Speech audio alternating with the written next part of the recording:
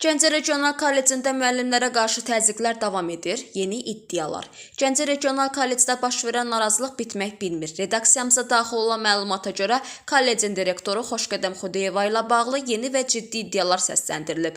Bildirildiyinə görə bir neçə müəllim rəhbərlikdəki neqativ hallarla bağlı aidiyyatı qurumlara rəsmi şəkildə şikayət etdikdən sonra məqsədli şəkildə təzyiqlərə məruz qalıb.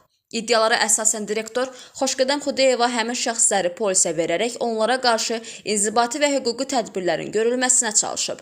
Müəllimlər deyirlər ki, bu addımlar birbaşa onların səsini boğmaq və ictimaiyyətə çıxan narazılıqları susturmaq məqsədi daşıyır. Vurğulanır ki, bu təzyiqlər kollecdə onsuz da gərgin olan psixoloji mühiti daha da ağırlaşdırıb. Pedaqoji heyət arasında qorxu və narahatlıq yaradıb.